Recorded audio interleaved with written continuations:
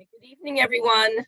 It is 7 p.m. and this is the first of several Board of Education budget workshops for the Milford Board of Education. If you could please rise for the pledge. I pledge allegiance to the flag of the United States of America and to the republic for which it stands, one nation, under God, indivisible, with liberty and justice for all. Thank you. Ms. Griffin, can you do a roll call for us, please?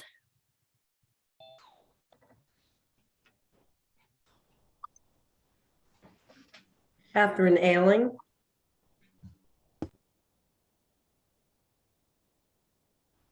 have to unmute, Catherine. Here. Can you guys hear me? Megan Doyle. Yep. Here. Andrew Fowler. Here. Tracy Irby.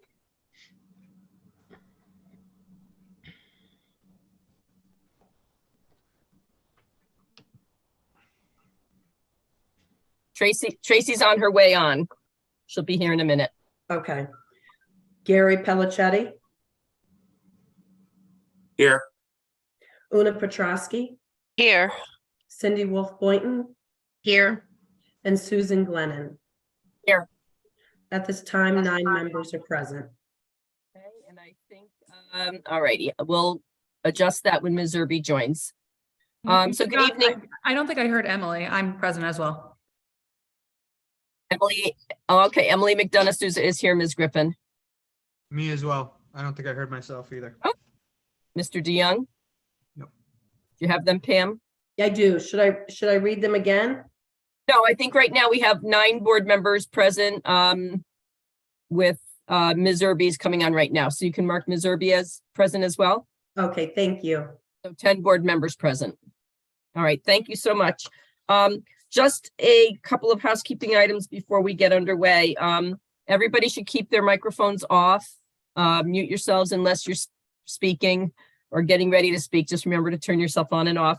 And just so that we can keep the flow, if you could just use the raise hand feature, if you'd like to say something or ask a question, that would be helpful to me. All right, so we have a series of questions tonight that were submitted from board members.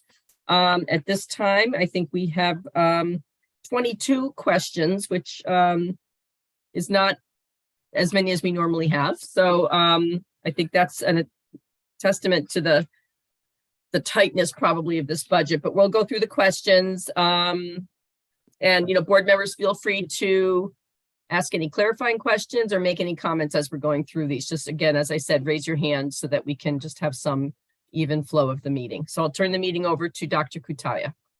Thank you, Ms. Glennon. Thank you, members of the Board of Education. We're grateful for the questions that you provided us. It allows us to engage in a dialogue with you. Our team has put those answers in writing before you, but we will go question by question. And there are different members of our team that will take each question. So we're going to start things off with question number 1, and I think Dr. Fedigan is going to take that one. Yes, thank you. Good evening, everybody. Thank you, Dr. Kutaya. The first question is, please give cost estimates for the system improvements noted on pages 2 to 3 of Dr. Kutaya's opening letter. And of course, Dr. Kutaya went into great detail last evening on these system improvements. Specifically, we are proposing $65,000 for Spanish in 5th grade for the additional FTE, $5,000 per each of our 8 elementary schools for K through 5 classroom libraries. The science-based assured experience for grade 3, we're proposing a total of $10,850, inclusive of the transportation and curriculum writing costs. The new middle school math program is in the amount of $23,820 for Desmos, which is a curricular resource. We are proposing $4,500 at the middle school level and $5,000 at the high school, respectively, for 6-12 English language arts books. 6 through 12 world language classroom libraries, we're proposing $3,000 collectively at the middle school and high school level, $2,000 at the middle school, $1,000 at the high school. Robots for middle school, we are proposing $3,000. That's for the robot carts and the VEX robots. Later in the question and answer, we'll provide a link for more information about those robots. It should be noted there and in some other lines that funding has been also allocated from other resources for that system improvement. Musical instruments at the middle schools and the academy are in the amount of $1,092, $7,025 for the ukuleles and guitars, and that would bring all of our middle schools up to parity for those musical instruments with ukuleles and guitars. Pottery wheel, $2,058 for one pottery wheel at Jonathan Law High School. We're looking to expand the certified nursing assistant course, so there's the cost of the additional FTE at $65,000. For the senior world language course, there's a total proposed request of $5,563 for the student activities related to the course, the transportation, and the implementation guide curriculum writing work. For the AP textbooks, those textbooks that need to be updated for AP Physics and AP Stats, we are looking for a collective $21,000 in the proposed budget. And there are additional increases for human resources in that same bullet. I didn't know if Mr. Riccitelli, were you going to take that one? Okay. Yes. Turn it over to you. Thank you very much, Dr. Fedigan. Good evening, board members.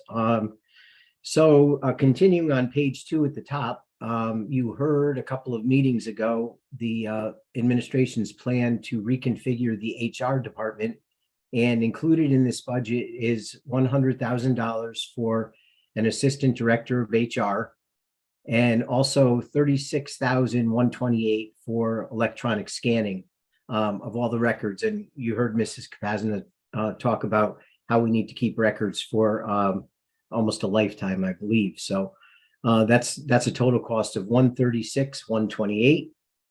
And then also replacement cameras and radios for safety and security. We have nearly over 700 cameras in the district, and we're on a replacement cycle. So the cost of replacement for cameras is $68,709. We also are replacing some video camera monitors and computer replacements, and that cost is $10,560. And the cost of the radio replacement is $16,054 for a total of $95,323 for safety and security cameras and radios. So I'm Mrs. Glennon, I'm not sure if you want us to take any questions on as we go through each question, Yes. or you want us to? Yeah, we'll take questions as we go through each individual question 1 through 22. So board members, do we have questions on this, any of the items in this number 1? Mr. DeYoung. Thank you, Ms. Glennon. A lot to unpack on this first question, so I appreciate the detail on it. Two questions right off the bat, though. The classroom library books, I know we made some investments there last year. So my question would be, is this going to be, I know it's sort of an ongoing process, but is this should we expect to see this in the budget every year, or is this every couple of years thing? What should the expectation be here?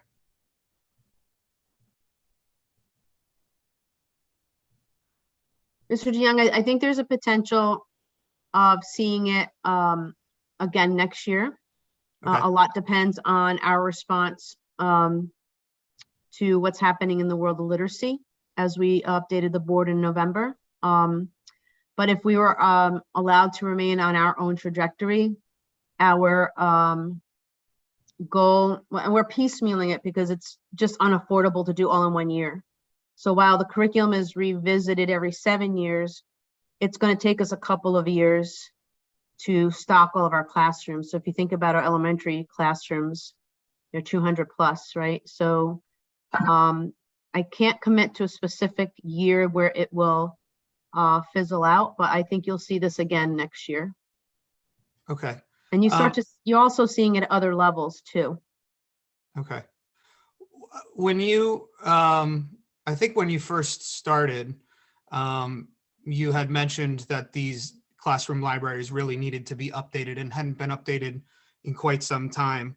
Do we have a plan in place for how often they will get updated once we feel like they're to a point where we're happy with how they align with curriculum? Right, so the ideal ebb and flow of curriculum writing and resourcing should be matched. So COVID sort of interrupted our ebb and flow a bit, but if you are on let's say a 7-year curriculum writing cycle in the area of literacy, as literacy is revised, then you resource literacy. As math is revised, you resource math, as et cetera, right? So I'm hoping that in the future we hit a 7-year stride on revision and resourcing. Okay. That doesn't necessarily mean you would replace the entire classroom No. library. Yeah. We evaluate what we have and then we update as needed. I think the heavy lift right now, and I also, when I first started, Mr. DeYoung, you have a great memory. If you remember, I talked about how we really needed to focus our investment in the elementary classrooms because there was a greater need there. So we assessed that the classroom libraries were quite outdated and not aligned with current curricular standards. So I think that's why you're seeing such a large investment over a series of a couple of years. But also in the budget, you see classroom libraries as related to other curricular areas. So you see world language making a debut on classroom libraries. We haven't begun to revise some areas of curriculum and social studies. I'm going to take a guess that when we do that, we're going to need additional classroom libraries in the nonfiction world to align with social studies. So I think as you take on other content areas, we'll also start to see classroom library like sections of the library updated based on that content area. Okay, thank you. The other question I had was on the math program at the middle school. Can you go into a little bit more detail on that? Because you're always talking about how we write curriculum here in Milford and it's, teacher led, and which I think is great. So I'm just curious what this resource is. So it's primarily an online resource. Can I get a nod from Dr. Fedigan on that, affirming that? Okay. Actually, maybe Dr. Fedigan should talk about it. We do write our own curriculum, but this is a resource that we've piloted this year that we believe is in great alignment with that. Okay. Absolutely. And in alignment also with the expectations of the standards, which require our students to be really engaged in tasks that require their sustained and prolonged attention, like, multi-step problems. Earlier in the student achievement instructional highlight, Mr. DeYoung, you were asking about, for example, what's the difference? I know we're talking about math now, but like in a science task with the NGSS, right? So similarly, math tasks are no longer just about operational, the 4 operations and having children work through facts, right? But much deeper tasks that require them to engage in multi-step problems and through the use of technology. So this resource allows for that. And one of the things that Dr. Kutai and I are also paying attention to is, the quality of the task, allowing for students to engage in performance tasks beyond, again, operational thinking, and also the alignment to the elementary program and the resources that we bring there. And we feel that this resource will do that. Okay, great. Thank you. You're welcome. Ms. Boynton?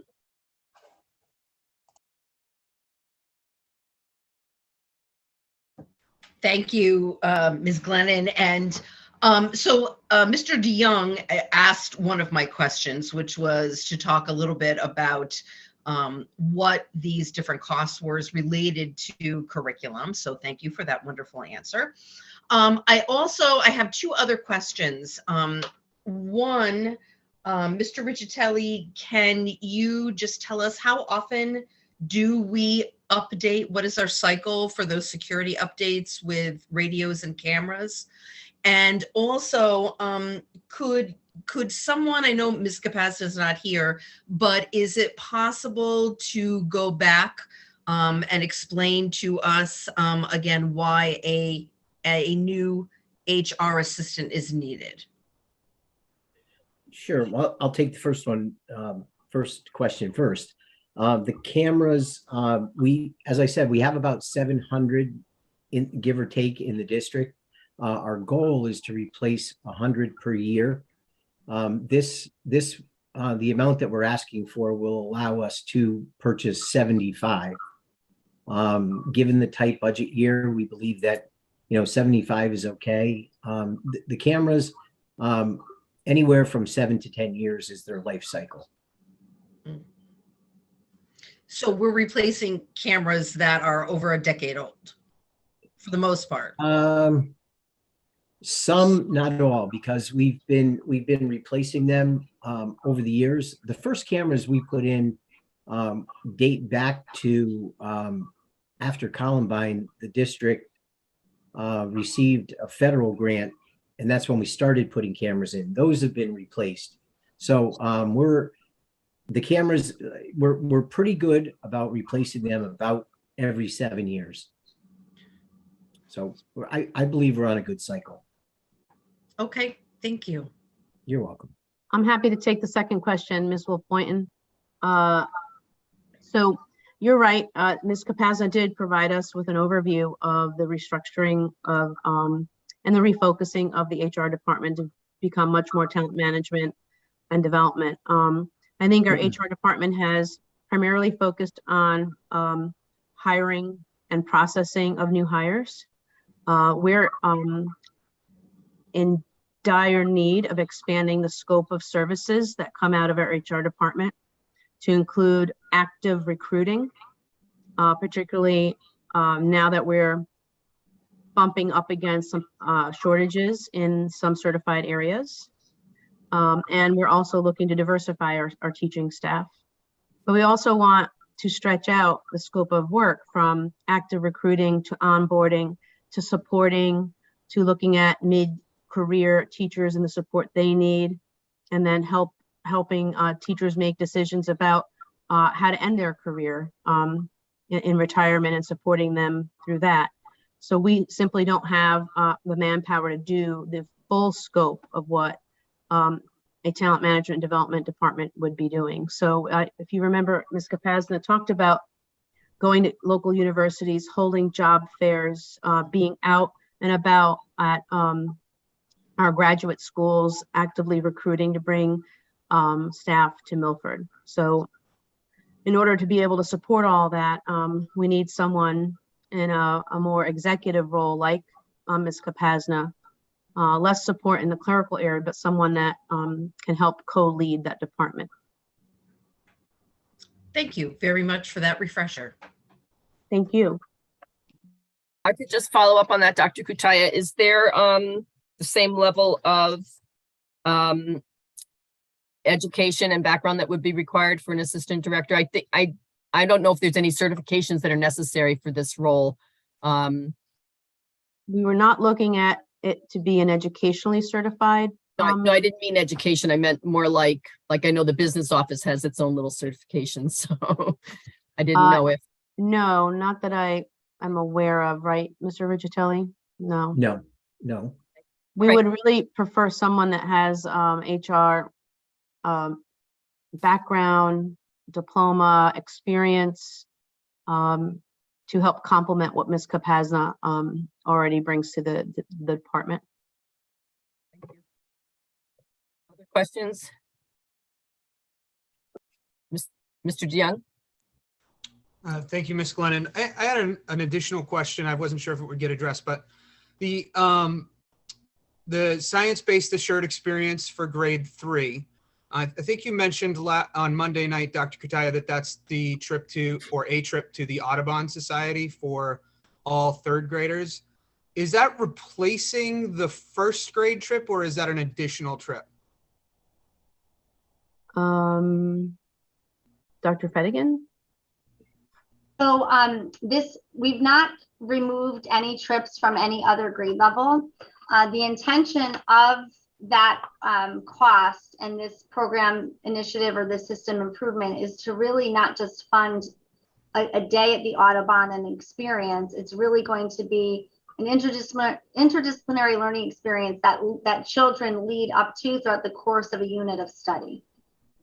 So it's an additional experience. Part of it will take place at that site, but there will be also ancillary related activities, or I should say ancillary related activities that happen in the STEM lab, right? Mhm. Our very own STEM labs across the 8 elementary schools that support that offsite learning, also with simultaneous experiences at the schools. So it's not a one-day event, that assured experience. It's going to be, again, a prolonged experience that takes place at part in the community in grade 3, but also additional research and exploration back at the schools and back and forth with the staff at that site. So there will still, that makes sense. So there will still be a first grade trip and also a third grade trip supported by the STEM labs. So what I'll say is that we'll continue to look at field trips. You know, as Dr. Kutaya mentioned before, when we write curriculum and we resource curriculum at a matched cycle, we'll continue to explore the experiences that we have at each of the grade levels for that kind of curricular alignment. So the answer is yes for right now. For now, right. But we're not promising that it will remain, because we reserve the right to revisit how appropriate the first grade is after the third grade is put in place. That's great. Okay. And as we consider curricular shifts. Okay. Thank you so much. You're welcome. Questions on this? I just had a comment I wanted to make on the additional certified nursing assistant course, or actually a question too. So will this, there's the course is currently at, is it just at law or is it at both schools? I think it's. We offer courses at both of the high schools, but the teacher is shared at this point between. Oh, okay. I just wanted to, I mean, I see a great need for this. You know, aside from the fact that enrollment has significantly increased, which is good news. I know my daughter went through this class and then subsequently went on to a teaching degree. I'm sorry, a nursing degree. And I know right now there's a huge need. So I think it's a very, well anticipated addition if we can do it. Thank you. Okay, so seeing no other questions on question number 1, we'll move on to the next question. Sure. I have question number 2 and number 3. Number 2 is Appendix A20 building projects. What does RTU stand for in the building project section? And I'll apologize for all of the acronyms that are throughout the budget. We try to explain them, but it stands for rooftop unit. And it's that any part of the HVAC or the exhaust system that's on the rooftops of the school. That's what we refer to as RTUs. On that, there's a heavy replacement of those this year. Yes. Yep. All right. Okay. No. Question number 3, without going into the whole question, there was some inadvertent and transcribed incorrectly on page A20, the grounds projects, which was in the appendix. It was corrected, and that's the page that I passed out at the board meeting on Monday night. So I thank whoever caught that. I thank you for that, and it's corrected, and you should have that in your books now. Thank you. Question 4. Question 4. Could you please detail the many program improvements and new initiatives that the administrative team said no to in order to keep our increase as low as possible? I know there'll be more detail provided in budget presentations, but I think it would be helpful to have this in writing. So let me just go quickly through the list and then be happy to take any questions board members have. Musical instruments. A number of musical instruments were requested, such as acoustic and bass guitars, chimes, keyboards, cello, double bass, saxophones, conga set, strings, rack, and instrument cases. Fan bikes. These were to replace fan bikes in the cardio room at Law. Math high school furniture. specific movable student desks and chairs with furniture pieces that allow for vertical mobile learning spaces, also known as whiteboards on wheels. Middle school world language changes, it was proposed that we add Mandarin to the world language options for students at the middle school. Additional special education staffing. This was an extensive list which included adding 4 programs at each the preschool, elementary, middle, and high school levels. iPads, replacing iPads in our media centers and for health classes. Facility and maintenance projects, please see question below related to 4304 and 4305 accounts. That is an extensive list, and that's why we didn't list it there. Digital drawing tablets. This digital tool for art class was requested at Foreign. Flex furniture for grades 1 and 6. In our continued efforts to provide 21st century learning spaces, replacement furniture for grades 1 and 6 was being considered. Workbenches for the tech rooms. We were in need of replacing workbenches at the middle schools. Library Media Center furniture. In our continued efforts to bring our library spaces up to date, we were considering the next phases at the 2 high schools and starting work at the elementary schools.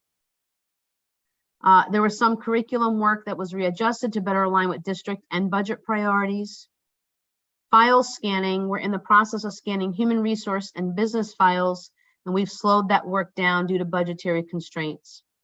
And there was a request for more interns. We received that request by buildings. This was put on hold for both budgetary reasons and the lack of available interns. Questions from board members on this? Mr. DeYoung?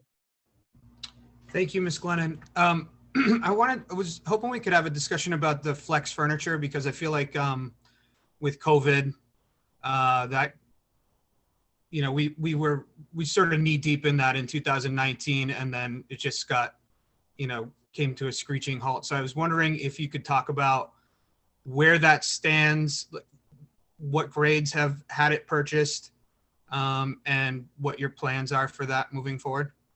Sure, thanks, Mr. DeYoung. Currently, we have, well, the plan is by June 30th, we will have flex furniture in all preschool and kindergarten classrooms. Thanks to the support from the board last year in kindergarten, and then we were able to utilize some ARP monies for preschool. The board also supported 2 classrooms at each middle school and 6th grade. And then the library media spaces at Foreign and Law have been started. I would say Law is about 80%, 75–80% done, and Foreign is about 50% done. Jim, feel free to disagree or agree with those percentages. I know he's been, all right, he's giving me a thumbs up. So the vision is to have flex furniture that's responsive to the learning needs of young people today in 2023 in all of our learning spaces. So my next areas of focus are 1st grade, 6th grade, and the elementary library media centers. But you know that this is a very expensive endeavor when you're trying to do all classrooms at once. So I'd really like to get through elementary, middle. The library media spaces at the elementary are really critical. I feel like it's the wrong furniture for little people and the expectation of learning that we have today. So those would be the next steps in flex furniture. I'm happy to provide a full presentation on that sometime before next budget season, so we can better understand where we want to go and have the board engage in that dialogue. But those were the next steps, budget allowing. So was the pilot program at the 6th grade level, did you have any feedback on that? As far as I know it was well received when we first put them in. Did you have any additional feedback on that, or was it there not enough time for that? No, the point of the pilot was to see what pieces of furniture students responded well to. And so we ordered various types of furniture across the 6 classrooms, and we got feedback from teachers and kids. We just didn't have, COVID hit, and we didn't follow through with that, obviously, because we had to go to desks. So we would go back to that feedback, revisit the student input on that. There were some pieces that we purchased that were more popular with our young people than others. We even found that in the kindergarten pilot this year. We had one classroom at Calf Penn, and our 5-year-olds gave us direct feedback, and so did that teacher. And we had other teachers visit to provide us feedback. So we're sort of in the groove of let's try things out before we spend a lot of money on it. So we would want to do that in 1st grade. I believe we've done that in 6th, and we have the information we need to go ahead and purchase. The 6th grade purchases may be content specific also. So we may want to try some pieces out in a math class versus English class. We did get a little bit of that. We had an English class and a math class over at East Shore, and we got different feedback from those 2 teachers and kids. So you may see something different at the middle school as you would compared to the elementary. Okay, I think it would be great for us to see sort of a instructional highlight at some point on that, because it seemed really valuable when we were able to go in and see it in action. It seemed extremely valuable, and the students seemed to like it, and the teachers seemed to really like it. I would assume that the 6th grade furniture that we did purchase is back in the classroom. Is that accurate? Yes, minus the stuff that got flooded out at Harborside. Right. Okay. All right. Thank you. Questions on this piece? I just wanted some clarification on the library media center furniture. So you mentioned the next 2 phases at the high schools. So I know that foreign was being done in 2 phases. So for law, are you referring to what you just said, that they still have about 25 to 15%? So yeah, to clarify it, foreign, I believe we had 4 phases. Mr. Riccitelli, we did the first 2 there. Correct. And law, we had 2 interruptions there. We had COVID and a principal leave. So we have Mr. Darcy revisiting. We're bringing the furniture back out. It's reconfigured. So we are working actually with the architect now to test out a couple other pieces that we have budget for. So we anticipate not as much work at law. There's probably 1 more phase at law and 2 more phases at foreign. Would that be a fair way to portray it, Mr. Riccitelli? Yes. Yep. I'd forgotten that about law. So, all right. Any other questions on this? All right.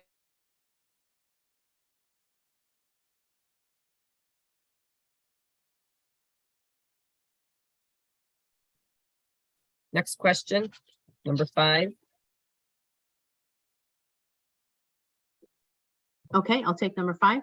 Can you detail the inventory of our robotics program at the middle school so we can have an understanding of what the expectation will be to fund this moving forward, as this is not the first year we've seen this line item in the budget. Previous requests for robots were focused on the high school primarily. The current request is for the middle school. Currently, the robots we have in classrooms no longer have replacement parts available. In fact, that particular model that we have in our classrooms has been retired. We can't get anyone to repair it or find parts for it. So we're in need to purchase a new model of robots for the tech classrooms. We offset the cost of these robots by purchasing some out of the ESSER ARP funds. And there is a link there in your document if you want to learn more about the actual robots that we are purchasing.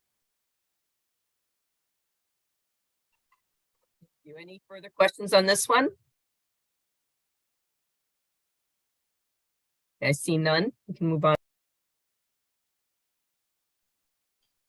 Okay, I'll take the next one. Number 6 is additional world language courses at high school. Where are we on expanding the number of languages we're offering? And actually, Dr. Kutaya referenced that one of the requests was to expand to bring Mandarin to the middle school, and it was one of those that we had to say not yet to. We are committed to obviously growing our pre-K-12 world language program. Currently, though, we are focusing on completing our multi-year effort to bridge world language curriculum, instruction, assessment, and professional learning across all levels, elementary, middle, and high school.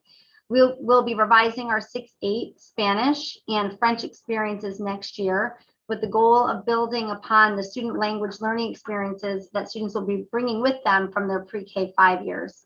We're currently in the program review or PR phase of the curriculum revision cycle for grade 6-12 world language, and we're developing a systemic plan for addition of other languages thereafter.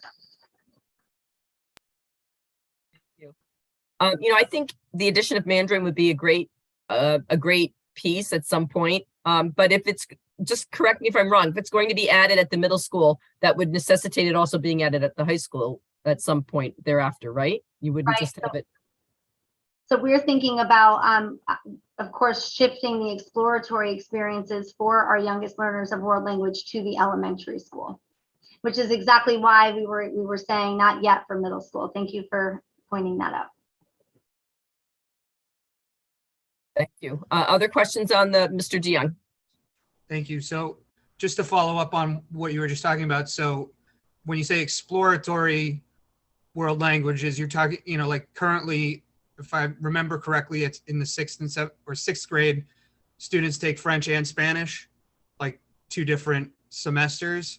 So what are you suggesting that eventually that would move to the elementary school, and by the time they got to middle school, students would have a path, a world language path for themselves? Right. So exactly. The more long-term goal will be to have students experience the varied languages while at the elementary level. So that 6-12, they're able to select a language and have continuous instruction 6 through 12, like you've just described. So if you're in the program review stage now of 6-12, would that include, or maybe you're not that far along, but would that include adding world languages at the middle school level, or would you wait until you added it at the elementary school level? So we would wait so that eventually the exploratory will be first at the elementary level. And one of the things that needs our primary attention, right, that's much more urgent, is we'll have these students bringing with them very soon in 24-25 years of elementary experience. So we need to make shifts in the curriculum for grades 6 through 12 to accommodate for that. So that needs to be our primary focus. So your focus right now, 6-12, is still Spanish and French. And we also have Latin right now Latin, right, at the high school. Mm-hmm. Okay, thanks. But we know we have to do something in 6th grade because entering 6th graders in 2025 will have 6 years of Spanish. Right. That's the urgency right now.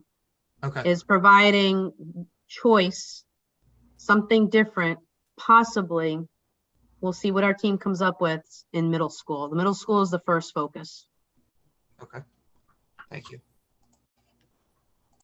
Questions on the world language question? Ms. Petrosky, did you have a question? No? Okay. No, it was answered. Okay, thank you. All right, we can move on to number 7. Okay, I have number 7 too. It is, why are we eliminating a full FTE in the middle school art program? And it should be noted that our most recent revision to the middle school schedule included a shift from trimesters to marking period quarters. And in that resulted in smaller class sizes and also the ability to find some efficiency in staffing. So it is the efficiency in staffing that we can find while we're expanding programming. It really was the shift of trimester to marking periods. Any questions on that? Mr. DeYoung? Thank you. Okay, so, well, that makes sense to me, but the question that I had about it, when we're talking about voice and choice for middle school students in particular, I think art was used as an example of an expansion of opportunities for students in various different types of arts. So I'm wondering how this position being eliminated from the budget affects that ability to offer that voice and choice. And so it might seem counterintuitive, right? Because we're as we've indicated, we're expanding programming, but because of the way there's like an economy of scale of how we've moved from trimesters to marking periods, there are many fewer students in each of the courses, so we can realize efficiencies with the current staffing that we have and still offer additional programming. So that plan hasn't changed then? The That plan has not changed, no. Okay. All right. It's just the efficiency we found from, again, dividing the kids up differently into sections for trimesters and marking periods. Okay, thanks. You're welcome. Pelichetti? Yes, Dr. Fedigan, will a position is being eliminated. Will a teacher be eliminated, or will just be placed in attrition in another position in the district?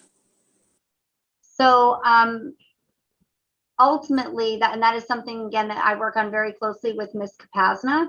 And at this point, it is too early to tell because, you know, year over year, teachers through attrition, retirement, there are all sorts of factors that come into play.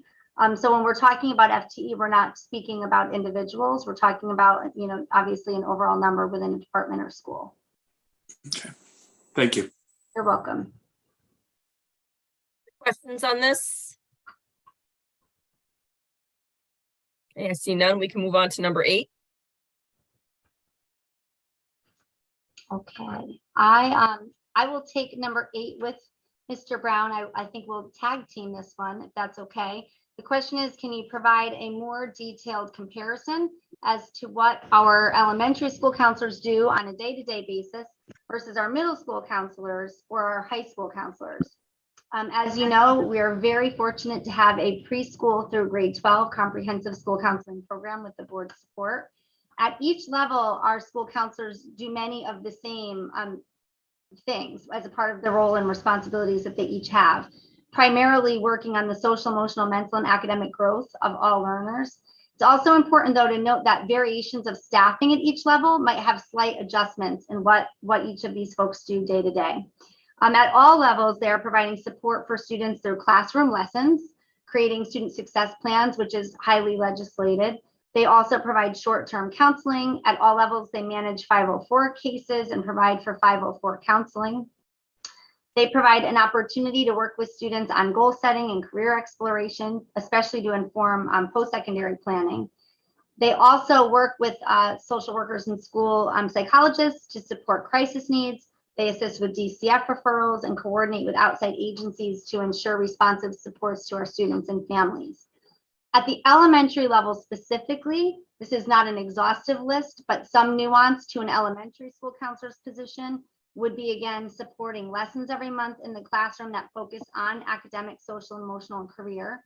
They're also more likely to be providing tier 2 group counseling supports for students who are experiencing crisis. Our middle school counselors also are providing support for students as they transition from 5th grade into 6th grade, and then that quick turnaround from 8th into 9th. Also, our middle school students are supporting, middle school counselors are supporting our students in the course selection, which we're about to embark on now as they begin to select their high school courses. In addition, our high school teachers and counselors, are working to support our grades 9 through 12 students in post-secondary planning, obviously supporting the college application process and supporting our students and families as they begin to think about post-secondary planning, whether that be college or career. And those are just a few of the nuances of each level. Mr. Brown, I don't know, I think I got it. Yeah, I think you covered the broad strokes of it for sure.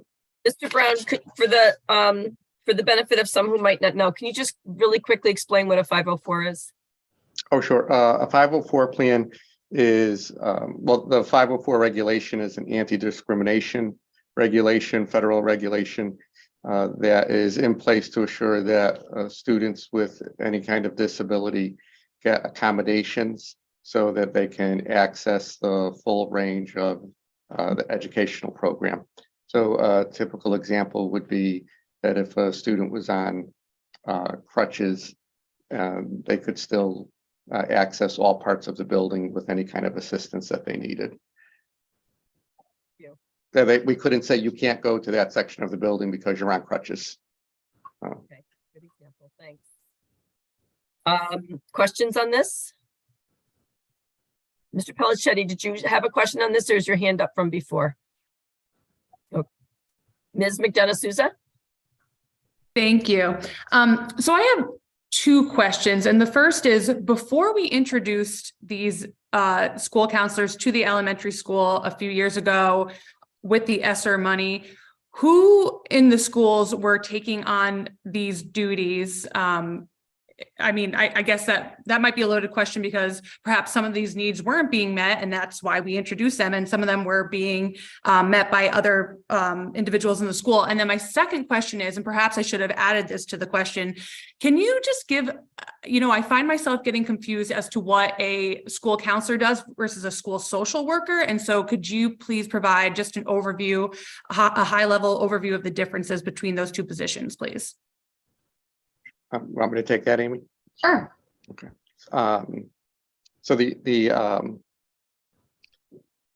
well, let me start with the differences between a counselor and a social worker, Emily. The school counselors, I would say broadly, are in place to take on more of a preventative role or a skill building role with our students, especially at the elementary school. So their focus is on leading classroom lessons to help students with skills around friendship skills or social skills, conflict resolution, sound decision making. And then we're also getting in the focus of career exploration, starting with our elementary age students. Another impetus for getting the school counselors at the elementary level is state legislation that says all school districts need to have a comprehensive counseling program that is implemented by school counselors. And that's a clear designation in the legislation. In the past, our school social workers and school psychologists took on the duties of managing 504 plans and all of the crisis intervention work. So now that is split up among the three of them, with the school counselors taking on the majority of the 504 work at the elementary level. This does give the school social worker and the school psychologist more time to address the needs of the special ed students in the schools, and also to have more collaboration with outside agencies for our students. I would add on to Mr. Brown's commentary about the legislation. Part of the rationale for the comprehensive school counseling legislation is related to also the requirement to have student success plans for our students across the grades. And, we've recently looked at other policy together with the board, for example, advanced course participation. So all of these other pieces require a demand for the school staff. But as Mr. Brown indicated, they are working together as an interdisciplinary team. There's just more expected. That's different and requires the varied roles. We have also talked with the board and been public about the increased mental health needs of our young people, particularly post-COVID. This would probably not be the best time to pull out support for students in the area of counseling, school psych, or social worker. And my colleagues may have mentioned this, but oftentimes these supports extend to families. So it's not just students inside of classrooms and buildings that these individuals support, that we provide a wraparound support system for families who are in crisis through these individuals. So that's also part of the puzzle. Yeah, and to add on to that, well, one of the things that's been reported, one of the factors that's been reported at each of our schools is parents are coming to all three professionals, the school counselors, social workers, and psychologists in the schools, and saying, I know my child needs some support with anxiety or some support with depression that they're experiencing. I've called all the providers in the area. There's a 10-week or a 12-week wait list. Can you please help me to know what I should do at home? Or can you at least meet with my child a few times until I can get an appointment? And that's also a function of post-COVID times that we're living in. All of the private clinicians are also overwhelmed with patients and clients at this point. And what Mr. Brown is referring to, and we're fielding that kind of request and plea from parents at all levels, elementary, middle, and high. Thank you very much. And for the record, I'm very much in support of the school counselors. And I just wanted more details because, I think back to, well, when I was in elementary school, if we didn't have the school counselors in elementary school, like what was happening? Because, I wasn't paying attention apparently. But it's extremely important. And obviously times have changed and the need for this, both legally speaking and otherwise is great. So thank you very much for that explanation. You're welcome. Somebody said to me a while back that the school counselor is the former guidance counselor, kind of, at least at the high school level. Is that correct? It's the same individuals basically, but they're just the title changed because the role expanded. Okay. Yeah. Right. Okay. Best way to put it, right? And the legislation requires that these individuals be certified school counselors, so it's different from. The training and the requirements are different from a social worker or a psychologist. They have very different backgrounds and training, correct? Yeah, they have a similar length of training, but the lens that they view challenges through and the responsibilities that they take on are different based on the training they receive. Thank you. Any other questions on this question? Number 8. All right, I see none. We can move on. Number 9, can you please give us an update on the way Milford is approaching compliance with the Right to Read Act? How does this having to potentially comply with this mandate in the future factor into the proposed budget and future budgets? We are applying for a waiver, which is due to the State Department in February. If we're not granted the waiver, we will apply for a 1-year extension based on funding. If we are required to do so, the costs related to adopting a program will be minimally $1 million. The costs are not concrete because vendors are only giving general estimates at this time. So we do not have a very specific absolute quote from a vendor, although we have requested from all vendors a quote. So in the meantime, we will move forward with our current curricular plans as shared with the board in November at the November 14th instructional highlight. Is it safe to say that if we are to see any financial impact from this legislation, it won't be until our next budget cycle? 24-25. Thank you. Any questions on this? I'm sure we'll hear more about this as the months go on. Yes, you will. No questions? Okay, we can move on to the next question. Yep, I'll take number 10 and number 11. Question number 10, account 1111, additions to be determined, TBD. Is there a reason that these aren't specifically accounted per school? And the 4 FTE have not been assigned to a specific school yet. As you know, enrollment changes quite a bit from now until these teachers are actually assigned. So that's the first reason. And the second one is one of the FTE is for the elementary world language teacher, and they'll be in multiple schools. That's why it's a TBD. Any questions? Mr. DeYoung? Thank you, Ms. Glennon. Mr. Urgitelli, just to follow up on that. So I guess the reason I asked the question is because I don't remember seeing it accounted for that way in previous budgets, and maybe it may be very well that I missed it. But is there a possibility that that number could either increase or decrease depending on enrollment? Well, whatever you budget for, that's the number of teachers that we have to work with. But if our enrollment goes up, in certain areas, we have had to add teachers in the past. So this is what we anticipate now, 8 months away from when we're actually going to have to place these teachers. So there is the possibility of going in either direction is possible. Always. Mhm. Okay. Is this Yeah, is and this how- just, go ahead. I'm sorry, just to address, we have in other budgets, listed them as to be determined. Okay. That's what I was going to Looked ask. at last year's budget and that it was the same last year. Yeah, Okay. All right. Thanks. sure. Other questions on this? Number 10. Okay, I see none. We can move forward. Okay, number 11, this is on account number 1117, which is substitute teachers.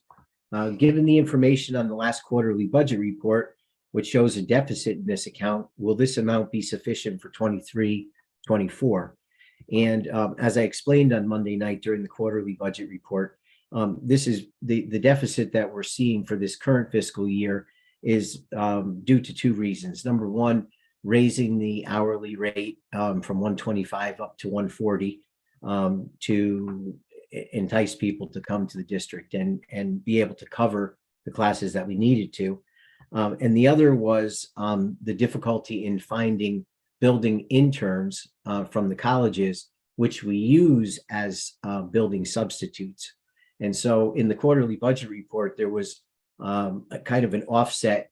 We weren't spending money in the interns line, but we were spending the money in the substitute line. We hope one of the goals of the HR department, the newly redesigned HR department, is to work with the colleges to cultivate relationships and be able to increase the number of interns that we have.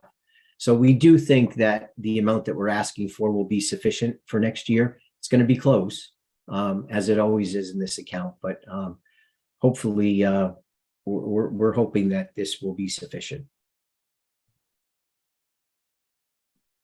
Ms. Zerbe? Thank you. Two questions. Is the 140 rate going to stay the same or go up or go down or? We haven't determined that, but I think it's probably going to stay where it is. Okay. And then do you not see that the need for substitutes would decrease in the coming year, like less COVID, less call outs, that type of thing? We hope so. Mrs. Kapazna could probably address that better than I can, but hopefully less COVID. But I mean, right now we're dealing with a bunch of different things with the flu and everything else. So who knows? I mean, it really is a guess as to what the needs are going to be, but we think that this should be sufficient. Okay, thank you. You're welcome. Questions on this? Okay, seeing none, we can move on to question 12. I have 12, 1118, why the 10% decrease in curriculum writing? So each budget year, we will observe fluctuations on this line, which are directly related to our Milford Public Schools revision cycle and calendar. And Dr. Gutaya referenced this earlier, even with regards to resource alignment, the work in the area of assessments, et cetera. So that accounts for that fluctuation. Do I take that to mean that some of the cycles are less costly than others? Is that a Correct. layman's way to put it? Correct, right. So I remember we go through that 7-year cycle, beginning program review, and there was a slide within Dr. Kutaya's proposed budget presentation that highlighted where we are across the departments within each cycle, each part of the cycle. Questions on number 12? Ms. Doyle? Hi, thank you. I noticed within the question 4, when you said things were certainly cut, and that one of them was curriculum work. So I just want to double check that there is a cut that is occurring, that 10%. And then you're also saying that we are cutting it specifically to not do certain work.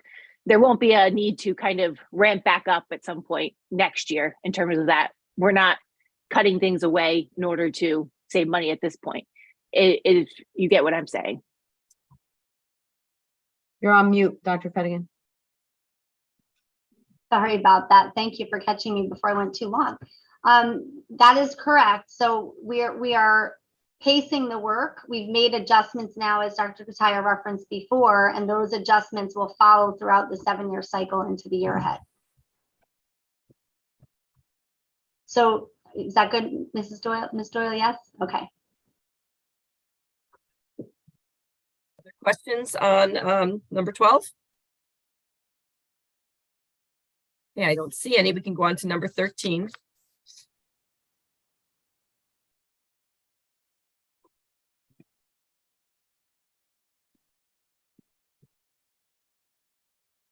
Dr. Fettigan, I think I have 13. 13 as well, and I've just successfully unmuted again.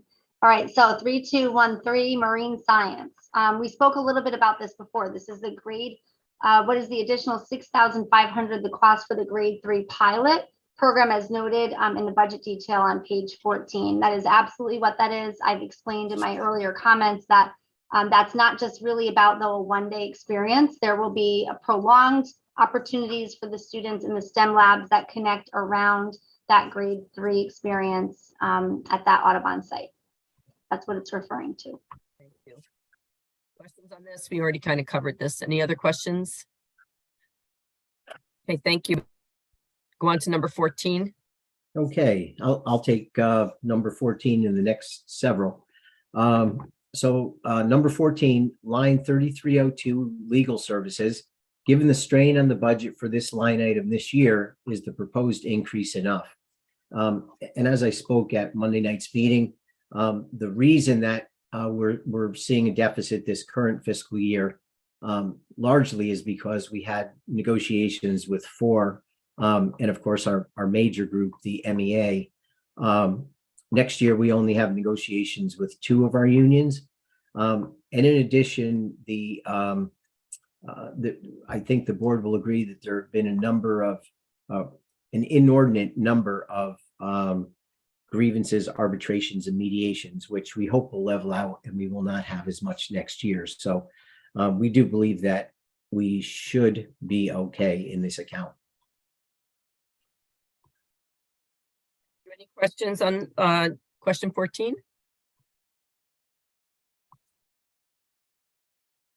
Okay, seeing none, we can go on to question 15. Okay, 15, line number 4100, electricity.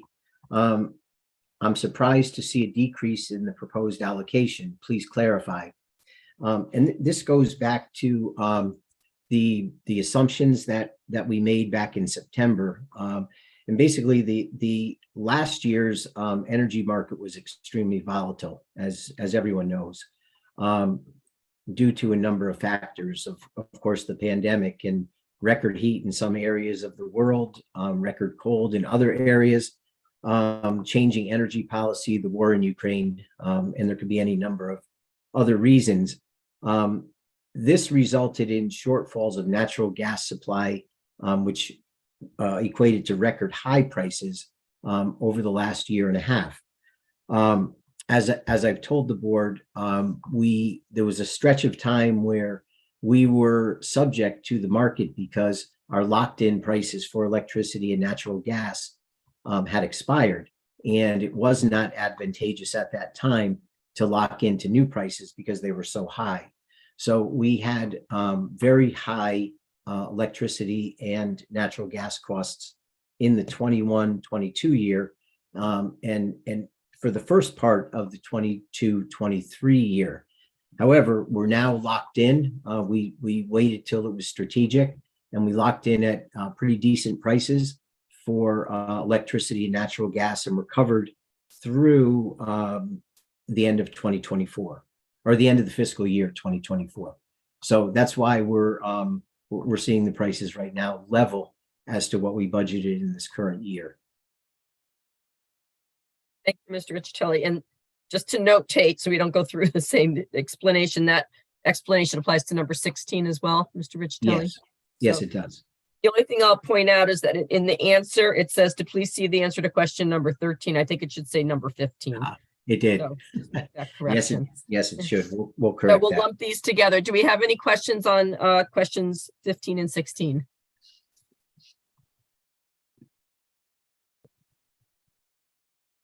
Okay, Okay, I see none. We can go on to number 17 then. Okay, number 17, account 4200, contracted maintenance. What is accounting for the almost 28% increase of $259,000 plus? The roughly half of this increase, about $130,000, we've attributed to the new HVAC, the state mandate for an HVAC school evaluation, which is the topic of another question that's in a couple more. And I'll talk about that a little bit more when we get to that point. But 130,000 of it is earmarked for that evaluation. The other half is quite a few different things. The major one being the increase in annual maintenance costs. We have maintenance agreements for everything from software to equipment, all of our systems, and many of those prices have just risen. In addition, there are a number of programs like Power School and Naviance that were previously classified as software, but now we've moved those softwares into annual maintenance. So that they're moving categories and moving into the maintenance phase of those softwares, not the purchase of the software. So I'll answer any questions on that. So just on that last piece, so that I understand, I'm thinking kind of along the lines of our energy program, where we, for a number of years, we were paying a fee, and then we got to a point where the contract was done and we just had to maintain it. So that with Power School and Naviance, that's kind of where we are. So there'll be no more, well, right at this moment, no actual software costs for those. It would just be the cost to maintain them. Correct? Well, there's different modules, and this is not my strongest point of, but there are not different. Mine either. Yeah, there's different modules of all of these different things. Power School has many different modules to it, and so does Naviance.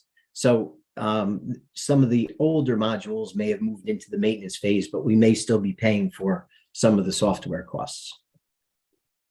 Okay, thank you. Any other questions on number 17? Okay, I see none. We can move on to 18. Okay, so yeah, the number 18 is, can you please provide more detail as to the new state mandate for conducting an HVAC system evaluation? Is this a one-time cost or ongoing, and how frequently does it need to be done? So there's, as you can see from your page, there's a long explanation here, which I won't go into the whole thing. I've basically written for you what is in the statute, what's required. And as you can see, it's the scope of the work that needs to be done is really a massive effort. I don't know that when the legislature passed this, that they fully understood the magnitude and the scope of what needs to be done. And this is something that all of the districts throughout the state are grappling with right now. It's been a topic of discussion at all of our professional groups, CAS, CASBO, the Connecticut State Buildings and Grounds Association. We're hoping that the legislature or administrative agencies will find some way of giving relief on this. The number of things that they're asking us to do by January of 2024 is probably not realistic. And if it were to remain the way that it is, and every single school in the entire state of Connecticut needs to have this evaluation, there's not enough professionals that can do the work. So there's going to have to be some relief at some point, but we do believe that that we need to get started. And I think what we're going to request through the various organizations is that it be phased in, so that we're able to do a certain amount of schools each year. So I know this is a long-winded answer, but the we believe that the full price to do exactly what the legislation says will cost us well in excess of $500,000. But we've budgeted $130,000, really hoping that level heads will prevail and we'll be able to do this in a phased in fashion. So that's where we are with this one. Still much more to come. We've spoken to state legislators. I know the various groups have been in contact with the administrative branch, the governor's office, and things like that. So we're hoping for some relief, but we've budgeted $130,000. Thank you, Mr. Michitelli. You mentioned that I think the other part of the question was how frequently does this have to be done? So every 5 years? It's every 5 years. And yes. in the opinion of the professionals, is it necessary to do this every 5 years? I mean, it seems like with the huge scope, I mean, it's probably a good idea that we should be paying attention to your HVAC systems, but yeah, so here's the other problem with it. If all the districts do every school this year, then we're not going to have a cost in the budget for 5 more years, but then there's going to be a huge cost again. So again, it's going to be those peaks and valleys in budgeting, which we try to avoid. So if we really could just stretch this out, it's going to be an added cost no matter how we look at it. But if we can do it over 3 to 5 years, as opposed to all in 1 year, that's really what needs to be done. Ms. Allen, you have a question? Yes. How many schools will the budgeted amount allow us to evaluate? Well, it depends, because our schools are, vary in size from the high schools to the elementary schools. Mm-hmm. So we with that $130,000, we probably could do the bulk of the elementary schools, but we wouldn't be able to with the $130,000. I would venture to guess that it would be very close. Like if we had to do Foreign High School, which is our biggest school, in square footage and systems, probably would cost that whole $130,000. Okay, thank you. You're welcome. Mr. DeYoung? Thank you, Ms. Glennon. Mr. Riccitelli, do we have I know we have some facilities staff. Do we have the capacity to perform some of this work ourselves in-house, or is it all going to need to be contracted out? It all needs to be contracted out. If you look in the legislation, it talks about licensed professionals, and we have HVAC engineers who have HVAC certifications, but nowhere near the scope of the professional requirements that the legislation calls for. They call for an industrial hygienist, let's see, air conditioning engineers, the list goes on and on. So yeah. It's not something that we would be able to do in-house.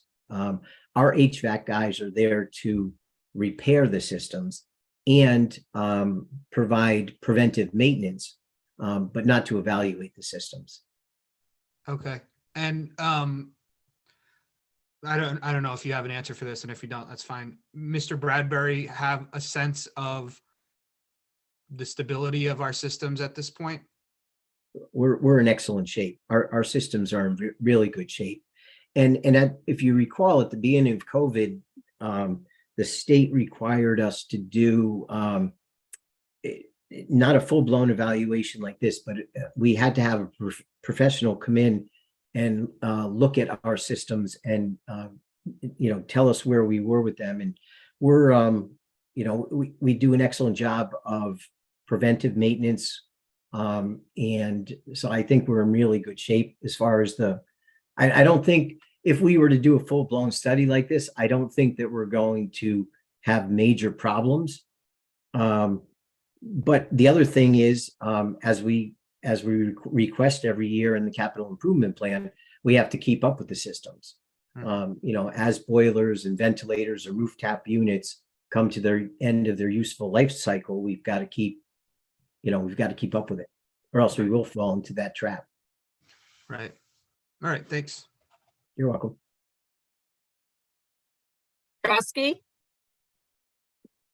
Mr. Richatelli, as the reports come back, and I know we're in great shape, but if perchance something comes back and says, oh, you failed this test, is there a time limit on how long that needs to be fixed? I mean, do we have a limitation on that? It's not spelled out in the statute. The statute does say that we need to publish the reports on our website. So, if they found any deficiencies, we obviously would have to fix them, but it doesn't spell out time frame. No. Okay, so from a budgetary standpoint, we could potentially have it in the following year's budget. Yes.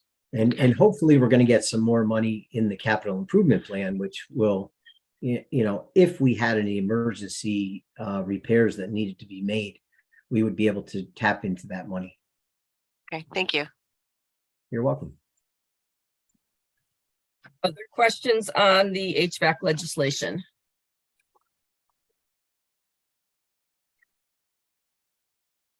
Okay, I see none. Mr. Richatelli, we can probably take 19 and 20 together. They're both related. They are, yes. The buildings and grounds projects, please provide an itemized list of projects for each school that were not approved. And I've provided you with a link that goes to each of those. You can see the building projects are in excess of $5 million, and the grounds projects, I don't have it in front of me at the very moment, but you can see the extent of the list and the cost estimates to do all that work.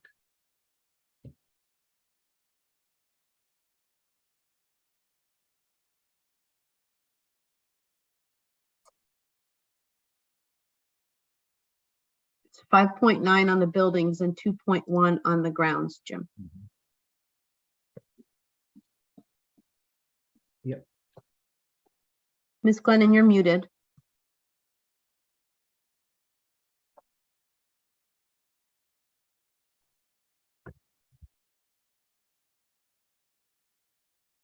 There I am. Sorry. I was trying to do too many things at once on my computer. Mr. Dia, I know you asked this question. Were you able to open up the links and look at them? Yes, I was. Thank you. And Okay, they're okay, right? The links, they worked. That was my question. I wasn't sure if they worked properly. They did work, right? Yeah, they worked fine. Yep, Okay, very good. Go ahead with your question. I just wanted to see if it's possible to make it practice when putting together the budgets that we include these two spreadsheets. I think it's really valuable for us. I mean, there's no world in which we're going to fund every single thing on this list, of course, every year, but I think it's valuable to see what is in the pipeline and what is necessary, or what is considered to be necessary by the buildings and grounds people. So I'm just putting in that request now that we can include these spreadsheets in the budget book next year. We'll have to think about that, Mr. Young. I'm not sure if it's, since they're not budgetary items, if it's really proper to put them in the budget book. So if we could take your suggestion and consider it, I would appreciate that. Of course. Ms. Doyle? Just looking, thank you for providing this. It's always helpful, as Mr. DeYoung said. Looking at some of it appears more cosmetic in some ways, and obviously we want things to look good and schools to be in the best shape that they can possibly be. But certain things that I'm noticing of just electrical panel upgrades and chemical control systems and acids, and I'm assuming some of those projects need to occur earlier rather than later within the system. And so we're not making choices of delaying 1 year is not going to lead to a much more costly expense in the short term. In terms of like some of these like classroom lockers, yes, it would be nice to have classroom lockers, but let's not have an electrical fire is kind of my point. Yeah, no, there is a priority. Life and safety issues obviously get a higher priority than some of the cosmetic issues. Other Thank you. questions? Mr. DeYoung, did you have other questions or is your hand just up from before? Sorry, just up from before. Okay, thank you. Any other questions on number 19 or 20? Okay, I see none. We can go on to number 21. Okay, number 21 is it's in account 4308. Can you please provide more details as to the new state mandate requiring the installment of menstrual cycle products dispensers in all schools, as well as how the $25,000 figure for that line item breaks down, e.g. the cost of one-time dispensers versus the cost of actual products to fill the dispensers. So I gave you the wording that's in the language of the law. It requires that boards of education, beginning September 1st of 2023, provide free menstrual products in all women's restrooms, all gender restrooms, and at least one men's restroom in every school that has grades 3 through 12. So the law also requires that the dissemination of the products must be done in a manner that does not stigmatize the students seeking the menstrual products. So the $25,000 that we've budgeted, almost the whole thing is for the dispensers, and the installation, the dispensers installation. The cost of the products themselves will be relatively minor, and that would be budgeted in custodial supplies.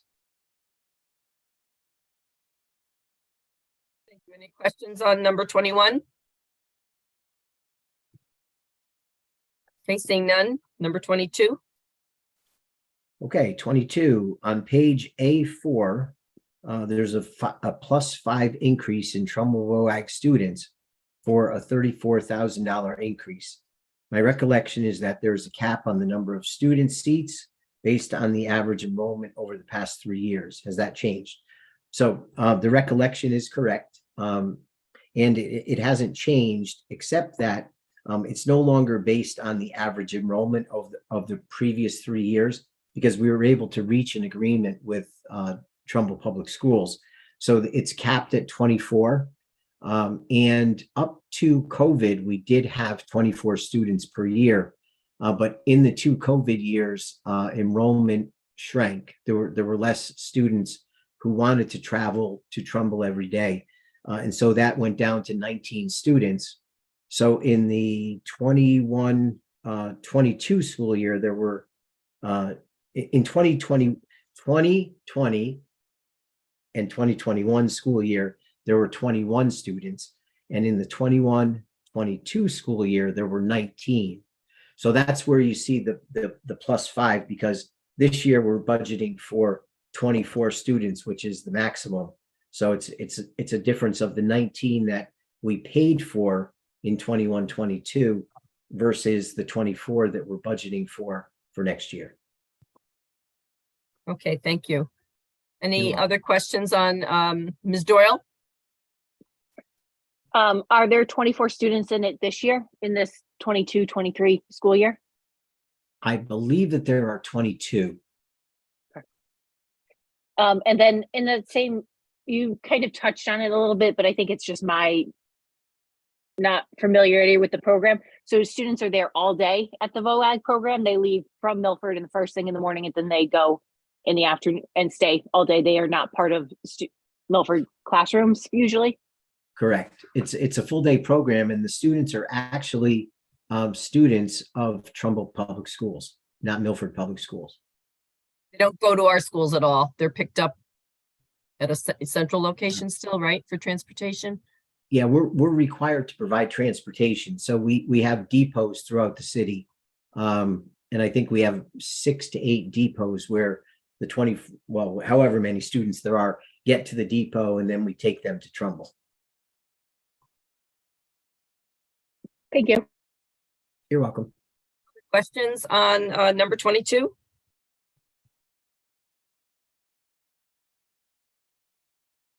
Okay, seeing none, that's the end of the questions, board members. I'm going to assume that everybody had sent me their, Ms. Petrosky, you have a question? I do. My apologies. I did not send it to you prior to this. On account 6411, the text adoptions. I was just wondering if the amount this year of 150,000 versus 57 last year was expected to be a normal amount each year, or should we be expecting fluctuations?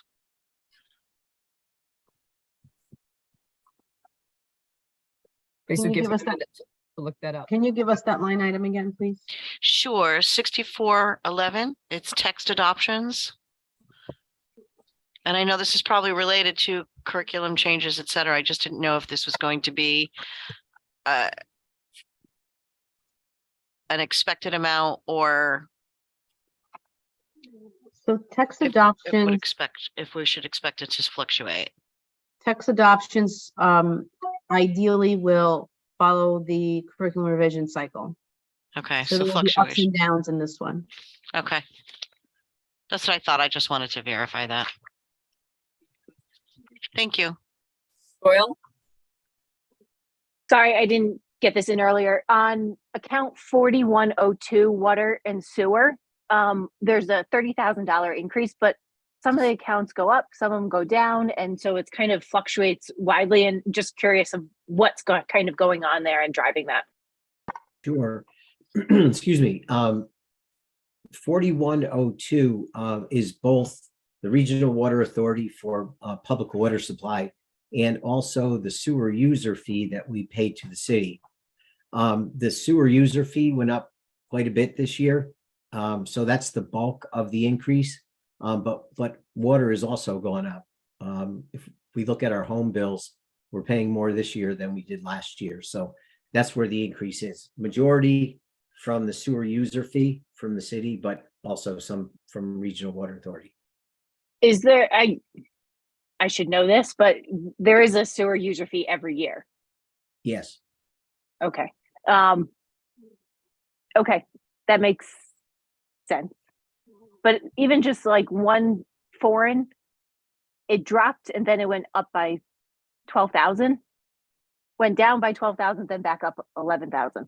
So is that would be just because, is that the pool? Because there was the work be done at the pool? Yes, that's the pool. We had to drain the pool and we did maintenance work on it, and then we had to fill the pool back up. So it's a pretty big pool. Thank you. You're welcome. Okay, so going back to what I had started to say earlier, we've completed the questions.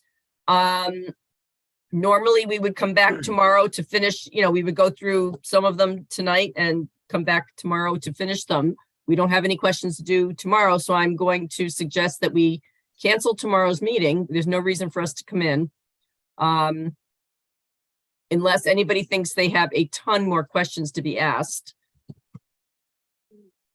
Anybody feel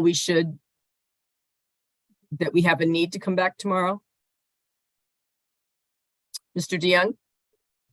I would say personally no, but I would ask, and maybe you're going to get to this, but that we reserve the right to ask additional questions on Wednesday when we come back. Well, correct. So what I was going to say next is that if you have follow-up questions, my concern is that, there might be, if there's another 20 follow-up questions for next week, that poses a problem. Because I did ask everyone to get their questions in prior to this point in time. So my assumption is that most of the questions that would come in for the next meeting would be just some follow-up questions or some clarifying points that we might need to consider as we're going into vote, which, the assumption is that we'll vote on Wednesday. My inclination is to think, just from the discussion tonight, is that there just might be a few questions perhaps that we might have for next week, which we normally would do that. There would be any clarifying questions that are necessary, we would address before we vote. We would have the clarifying questions, then we would have public comment so that residents can comment if they wish before we vote, and then we would vote. So if that sounds appropriate to everyone, you can, and if anybody disagrees with that, maybe raise your hand so I can see. But my inclination is to say that there's not a need to come in tomorrow for a meeting. And that any follow-up questions that might need to be addressed, I need you to get them to me so that we can get answers to them for Wednesday's meeting. Okay. Is everybody okay with that then? I'm going to assume yes. I see no hands raised. We did not have any requests for public comment tonight, so we don't have any public comment this evening. And as I had already mentioned, we will be meeting in person on Wednesday, the 18th, so that public comment can be in person if there's are folks that would like to come and make their comments to us. So we'll be meeting at 7 p.m. in the boardroom on Wednesday, the 18th. So Ms. Griffin, can you take the appropriate measures, please, to cancel tomorrow's meeting? Make sure the proper cancellation notice is posted. Yes, I will. Thank you. All right, board members. If there's no other questions, kitty cat, I'll entertain a motion to adjourn. Motion to adjourn. Second. I second. Thank you, Mr. Fowler. If there are no objections to adjourning, we'll adjourn the meeting at 8:32. Thank you, board members. Thank you. See you on Wednesday.